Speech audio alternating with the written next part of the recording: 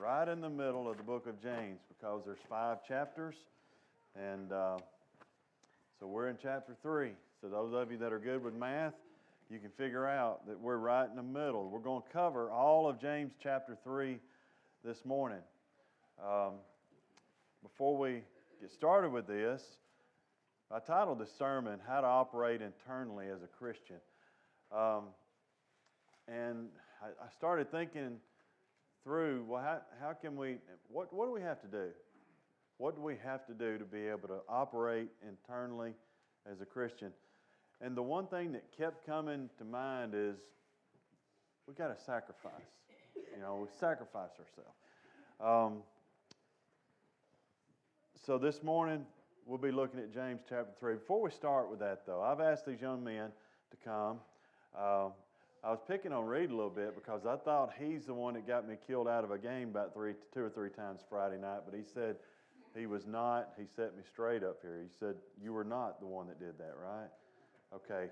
So the pastor come up here to play some games, and they put him out. The first 2 games that we played, they put him out early for whatever reason. I don't know. But Reed said that he was not. He said he was getting around to me, but it wasn't him that done that. So I'm going to ask these guys. They've got something I've asked them to do this morning, and it has a little bit to do with baseball. So I thought, well, these 3 would be able to deal with that pretty good. So I've asked them to come and give us some signs. Now, Reed's been working on his signs about being a third base coach, about how he's going to do this. You got it down pat? Okay. All right. Well, let's stand up. And so Jack and Tripp, they're gonna tell us. It's gonna be like they're batting. You know what I'm saying? Reed's gonna show them what the signs are, and they're gonna talk amongst themselves and decide what the sign actually is. So, carry it away, Reed.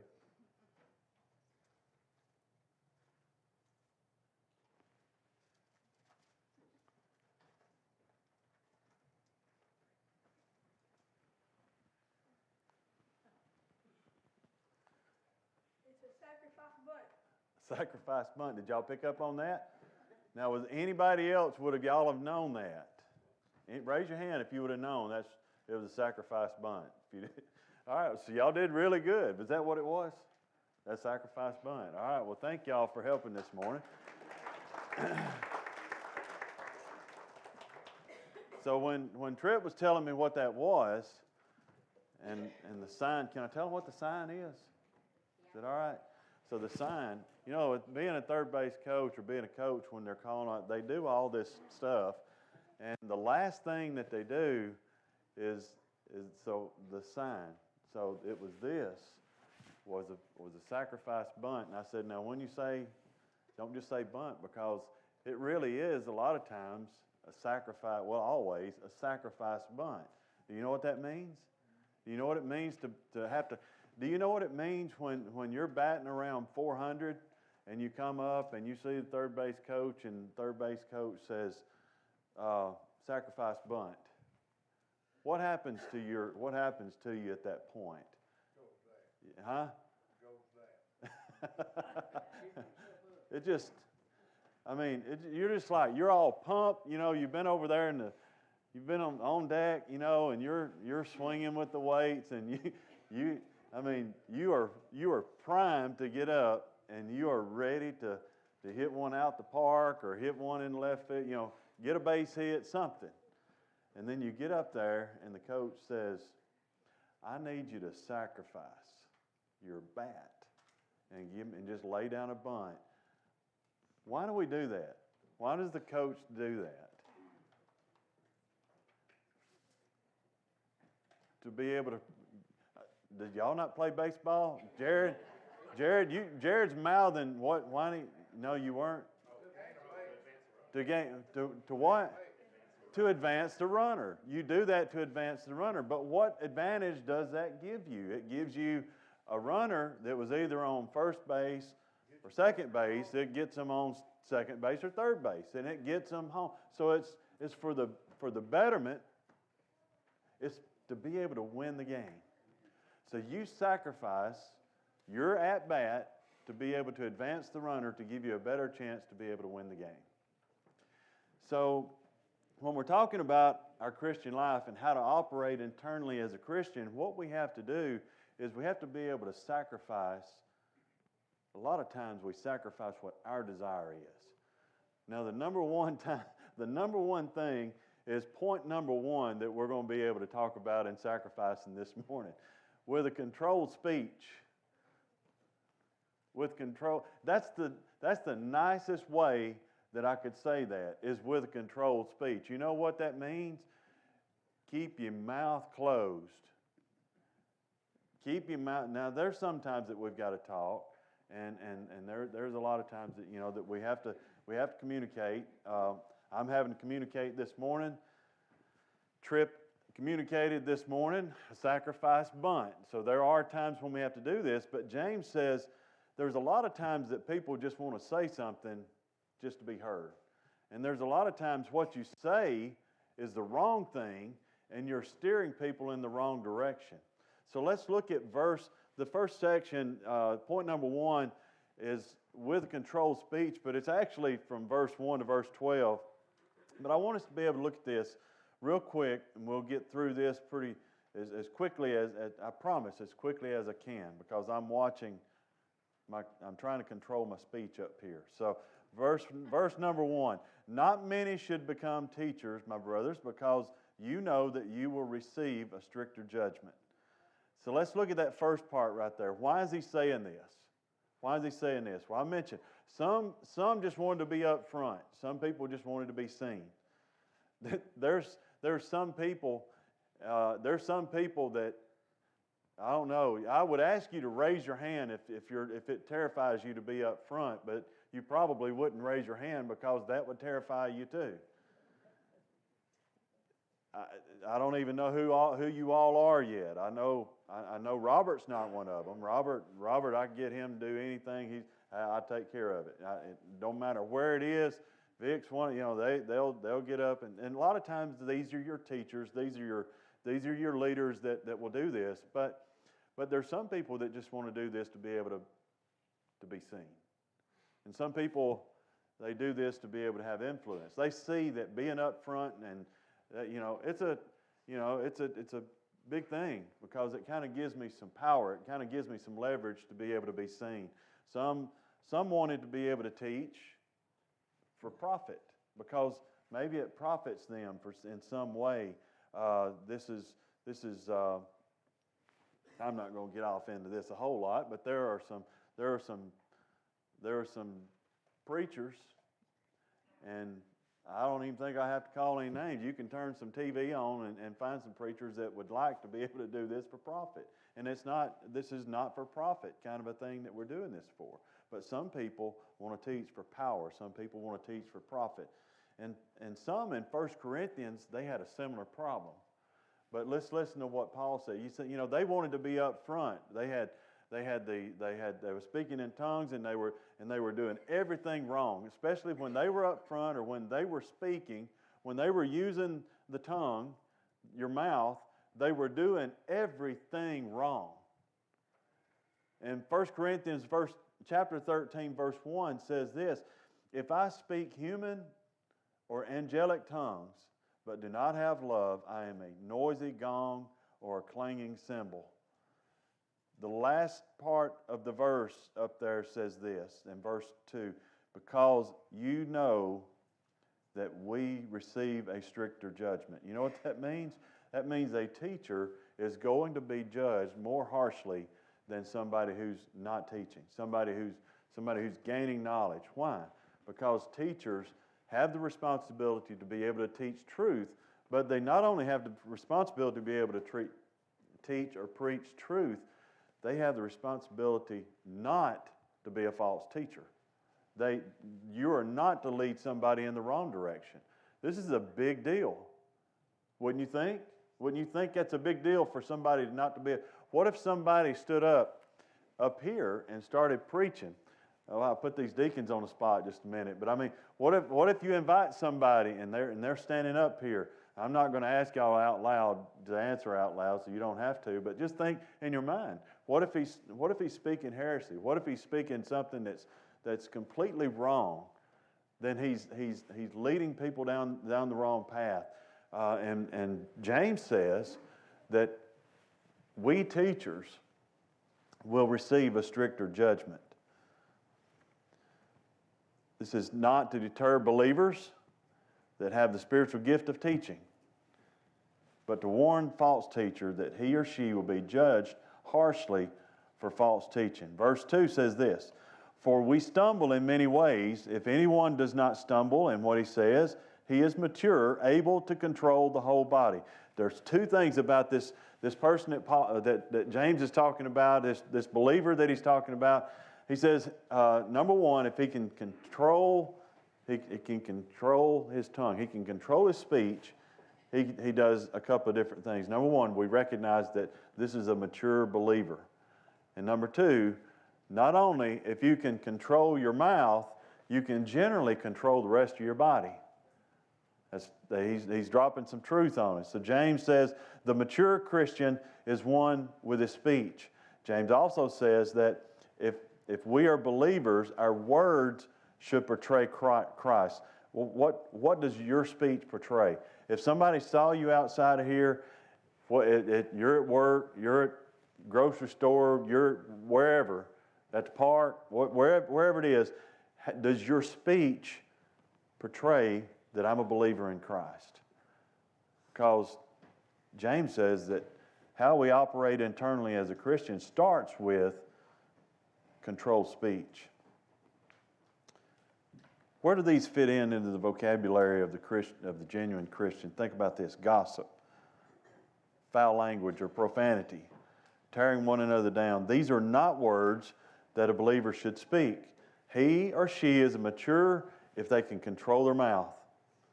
Then he does something that James does quite often in his book, in his letter. He gives us some illustrations.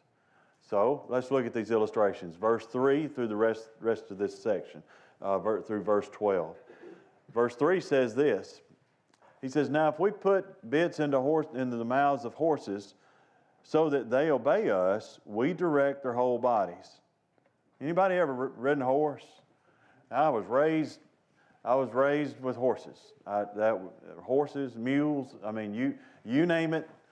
I've ridden it.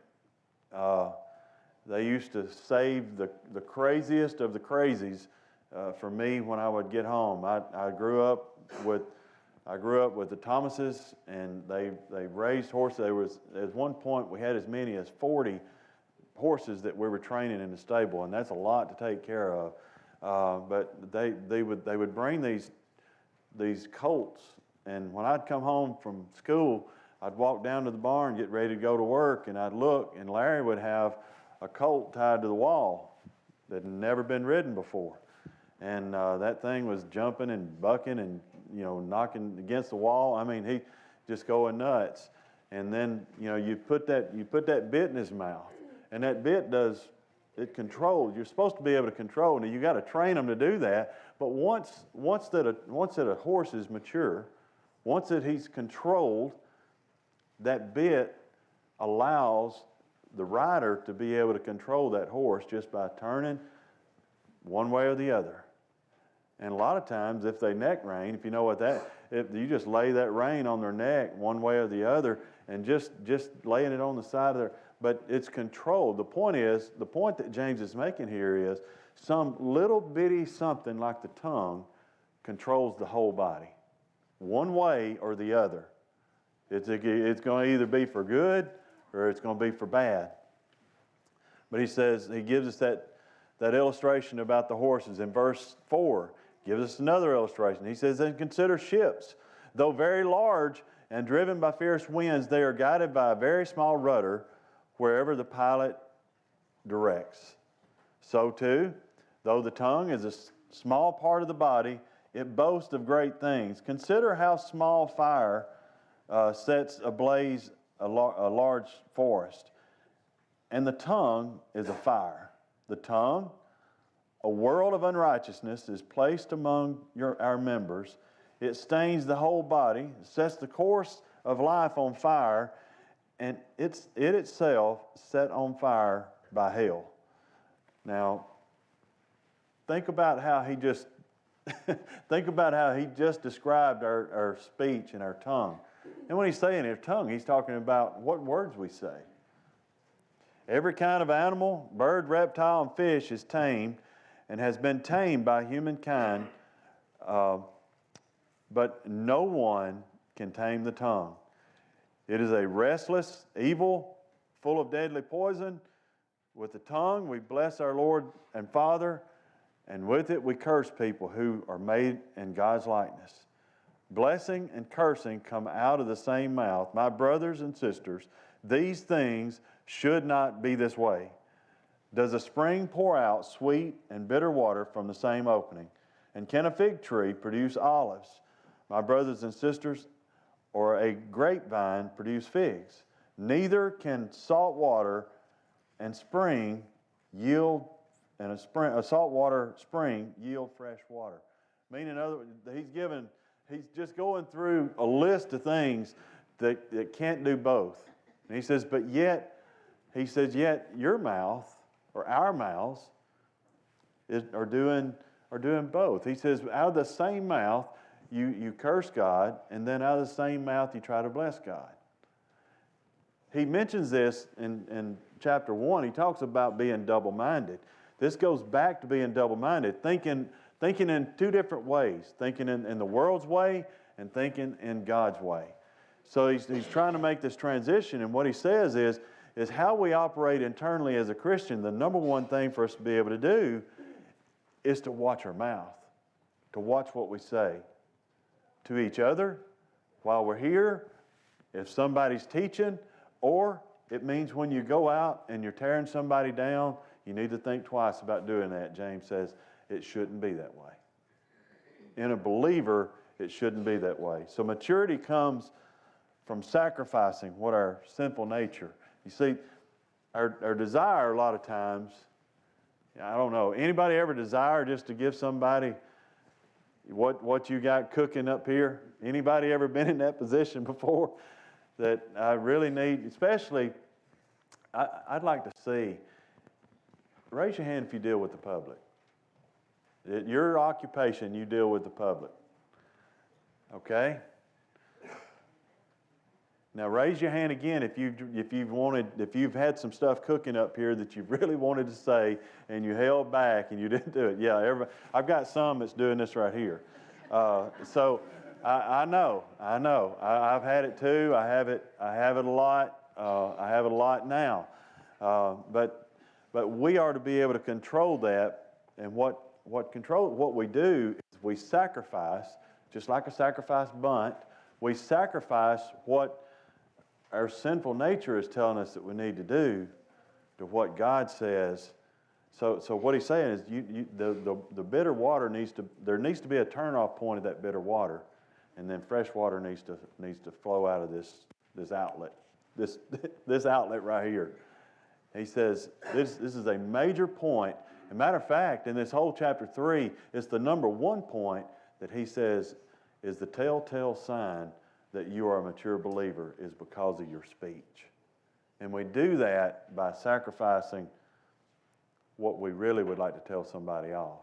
Or we do that by sacrificing ourselves just within this Christian life. So number one, with controlled speech. And then he moves on how we operate in our actions. So he talks about our speech, and then he goes into this next section here, and he's really going to talk a lot about wisdom. He's going to talk about wisdom. There are two kinds of wisdom in the world. There's God's wisdom and there's man's wisdom. Now, let me set the stage. Let me set the stage for you, because this has been going on for a long time. There's a mind of God that we should have, that we should follow, and then there's the mind of Satan that he would like you to be able to follow. You know how long this has been going back? It's been going back since the beginning. When Adam and Eve were when Adam and Eve were here, they were alive, and they went out, and Satan comes to Eve, and he tempts her with with what? A fruit, or a forbidden fruit. That there was one thing. There was one thing, and they didn't have any other rules. They just had one rule. Don't eat of that fruit on that tree right over there. What was the name of the tree? Somebody help me out. What was the name of the tree? Anybody remember? Knowledge of good and evil. You know what that is? That's a good term of what Satan was trying to do. He was trying to get them to move over to his type of wisdom. You see, we have two different types of wisdom. So this has been going on a long time. And I'll explain this by reading part of this chapter of Proverbs. Proverbs chapter 1, verse 20 through 33. And we're just going to read through this real quick. But really it sets the stage for the rest of what we're looking at in James chapter 3. When we're talking about wisdom, Solomon says in verse 20, wisdom shouts in the streets. I like the way he says that because it's not, I said I wasn't going to do this, but you gotta, he says, she shouts. He's talking about wisdom being a her.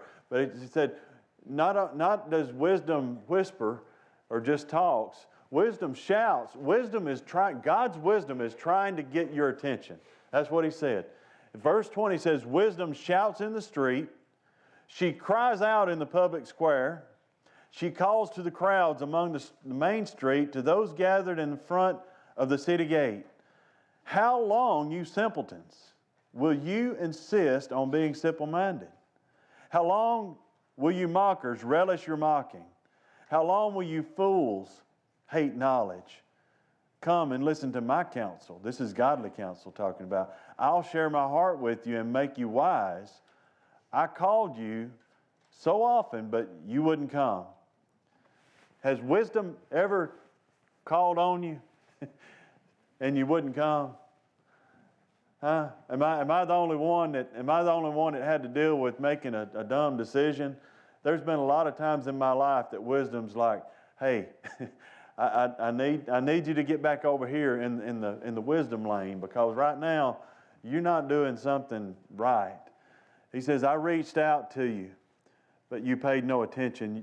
You ignored my advice and rejected the correction I offered. So I laugh when you're in trouble. I mock, and I mock you when disaster overtakes you. I like how he said that. I mock. Wisdom is saying, I'm going to mock you when disaster comes. Wisdom doesn't say that I'm going to mock you if disaster comes. It says, I'm going to mock you when disaster comes, because if we are focusing, if we are using the world's wisdom, if we're using Satan's wisdom in our life, disaster is coming. And the whole time Solomon says God's wisdom is over here screaming, come back, come back. Please come back and listen to what God says. Please listen and do the things that God tells you to do. And he says, I will mock you when disaster overtakes you. It's too late to get wisdom at the last minute. Did you know that? Did you know that right at the time that when you need wisdom, did you know it's too late to get wisdom at that point? You acquire wisdom. We're going to talk about that word just a minute. But verse 27 says this, when calamity overtakes you like a storm, when disaster engulfs you like a cyclone, and anguish and distress overwhelm you, when they cry for help, I will not answer. Though they anxiously search for me, they will not find me. You ever been down that path? I mean, you made the wrong decision and gone down that path, and you're just standing there like, why has this happened to me? Why has this happened to me? But you know, well, maybe if I hadn't have made that decision, that I could hear real, true, godly wisdom calling out for me to do something else, but I made the wrong decision. Verse 29, for they hated knowledge, and they chose not to fear the Lord. They rejected my advice and paid no attention when I corrected them. Therefore, they must eat the bitter fruit of living their own way, choking on their own schemes. Those are some strong words. You think about the world that we live in today, especially this country that we live in. You see what kind of a shape that we're in. Listen to these words here. Verse 29, for they hated knowledge and chose not to fear the Lord. They rejected my advice and paid no attention when I corrected them. Therefore, they must eat of the bitter fruit of living for their own way, choking on their own schemes. Y'all listen. That's what we're doing right now in this country, right now in this world that we live in. We are paying for this because the world and the country has walked away from God. Therefore, or verse 32 says, for simpletons turn away from me to death. Fools are destroyed by their own complacency. But all who listen to me will live in peace, untroubled by fear or harm. That's what wisdom is saying. She's screaming these things out. But wisdom must be acquired. It's not something that you learn in school. There's probably some real educated folks in here. When you sit down and you read the Word, and when you read something about math, and when you read something about language, and you gain all this knowledge, and then you get into doing, you're learning stuff about the government, and you're learning stuff about civics and how things operate, and you base everything. You've got all this knowledge in your head, but it's not really wisdom yet, because why? There's no legs on it. You see, what happens is wisdom is when you put knowledge, or when you put legs on knowledge. So you've got all the knowledge that you're supposed to be able to have when you study the Bible. You know what God says, but you know what? It's not godly wisdom until you put legs on it. It's not real.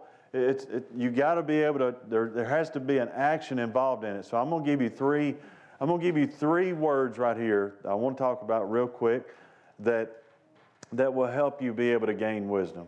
Number one, I talked about it already, knowledge.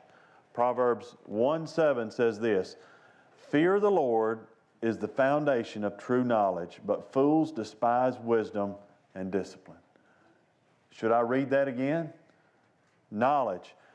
Verse 7, chapter 1, fear of the Lord is the foundation of true knowledge. You know why that word true is in there? It's because the world has its own knowledge. The world has its own knowledge. There's some very educated people in this world, but they're educated in the world. They're not educated in true knowledge. But for having true knowledge, it's listen to what God says.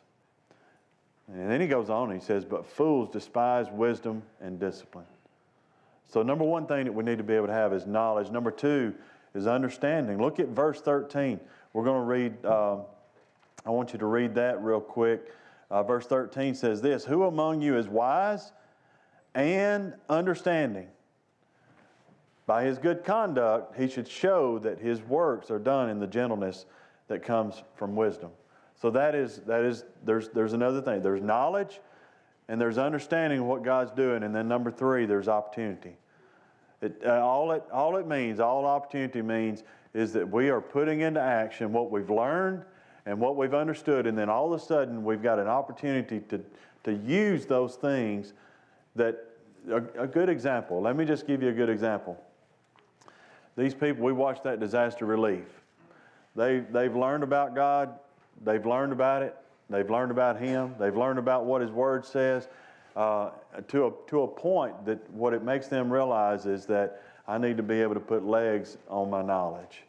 And I need to be able to put legs on my understanding of what God is saying. And that's what happens is when you do that. That's why missions are so important, is because it gives us an opportunity to be able to put into action what we've learned.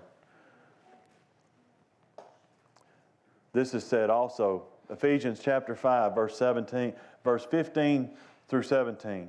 Paul says, pay careful attention then to how you walk. Not as unwise people, but as wise. So Paul is telling us not to be dumb when about our walking, about how we live our life. Verse 16, making the most of time because the days are evil. Don't be foolish, but understand what the Lord's will is. You know what we need to be able to do to find out what the Lord's will is? We need to be able to know God's Word to begin with. That's what and we need to be able to understand what He's saying to us. And then we need to be able to have that opportunity to be able to show that we can be wise. So, let's just move on to point number 2. Point number 2. These will go faster. Point number 2, with a desire to know God's path. With a desire to know. Look back at verse 13 again. We'll read that right quick. Who among you is wise and understanding? By his conduct, he should show that his works are done in gentleness that comes from wisdom. So number 1, we show that we're a mature believer, that because of a controlled speech. And number 2, with the desire to know God's path. Has there ever been a time when you've asked God, hey, God, I'm praying, what do I need to do? Man, I mean, there's times, you go through this your whole life, but one of the biggest parts, I remember just thinking back in my life, thinking back when I graduated high school, I didn't know what to do. I mean, I really didn't. I had no idea that if I needed to go on to work or if I needed to go to college. And I went back and forth with that for years. So you know what I did? I went on to work and went to college. I mean, it was just, I took a bunch of business classes, went in and took, and I've got a little, I never did graduate, but I've got a lot of college. But I didn't know because I wasn't focusing on what God wanted in my life. And that's where it starts. It starts with a desire to know God's path. And he tells us that when we get to that point, James says, you become a mature believer when you get to the point of not just trying to decide if you want to be a chemist or you want to be whatever it is that you're going to be. You become a mature believer when you're asking God, where do you want me? Have you asked God, where do you want me, God? Because I know what the smart things are, smart things around here. I know what, you can go, you can search online. What are the best occupations to be able to go into right now and get a job? Are you going to put your faith and trust in Google? Or are you going to put your faith and trust in what God's telling you to do? Because number 2, to be a mature believer, you need to be able to have a desire to know what God's path is. And number 3, and this is extremely important too, with a discernment of worldly operations. You know what I mean by that? It means I need to be able to recognize when it's not God's wisdom that's going on, but it's the world's wisdom. You understand there's 2. You understand Satan will tell you, no, what I'm telling you is right. And what you can go back to refer back to Proverbs if you want to listen to what Satan's telling you what his wisdom is. But listen to this. Verse 14. But if you have bitter envy and selfish ambition in your heart, and don't boast and deny the truth, such wisdom does not come from above, but it is earthly, unspiritual, demonic. So what is he saying? Is he saying that there is some wisdom that is earthly, unscriptural, demonic? In verse 16 he says, for where there is envy and selfish ambition, did you know that Satan's wisdom would tell you to be envious? And that, when he talks about this self-ambition right here, he's talking about ambition that you are trying to do something outside of God's will. And you go back to Proverbs chapter, the chapter here that we were talking about, chapter 1, verse 20 through 33. What happens when you follow down the path of the world's wisdom? A train wreck. When? At some point, it's going to be a train wreck. At some point, because he said, when all these things happen. He didn't say if, he said when all these things happen. But we need to be able to have a discernment of the worldly operations. A mature person of faith will be able to tell what is evil and distance himself from responding that way. It does not come from God, meaning the wrong way 100% of the time. Every time that we respond in this way, it's going to hurt us. It may feel right at the time, but it is wrong.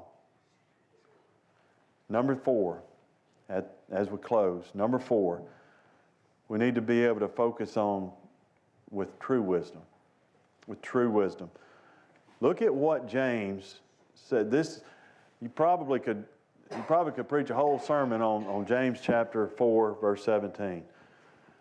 He says, but with the wisdom from above. So you got the wisdom from below. You got Satan's wisdom. You got demonic wisdom. But they said, now the wisdom from above, let me describe it. Wisdom from above is first pure, then peace-loving, gentle, compliant, meaning following God's directions, full of mercy and good fruits, unwavering, without pretense, and the fruit of righteousness is sown in peace by those who cultivate peace. So these are all words that describe what God's wisdom is right here. So this morning, using God's wisdom, or using demonic wisdom? Are you a mature believer, or are you an immature believer? You can be both. And I can guarantee you, what we just read in James chapter 3 is the heart of James. It's in the center of what he was trying to say. When we get next week, when we get into chapter 4, he's going to move on to something else. But he says, look, right now, you need to be able to control your speech, and you need to be able to have a desire to know God's path, and you need to be able to discern what demonic wisdom looks like, or demonic operations. And we need to be able to live with true wisdom. Now, if you have never accepted Christ this morning, you can't even get involved in this godly wisdom. You don't have the access point. You can't access God, because if you don't have Jesus Christ in your life, you can't access God. So how to gain this true godly wisdom, for us to be able to do that, you know what we got to do? Just got to get saved. Be born again. Become a believer in Jesus Christ, and all you got to do is just start funneling this godly wisdom into your life. It will change your life. But I can guarantee you that if we do nothing but follow the worldly wisdom that we have so much of right now, we have nothing but a train wreck to look forward to. This morning, you may not be saved. This morning, you may have train wrecked your life multiple times. We can get all that fixed back up this morning. You can come back to God. You can rededicate your life. You can be saved this morning. You can give your heart and life to Him and be able to change your life forever. Would you stand with me this morning?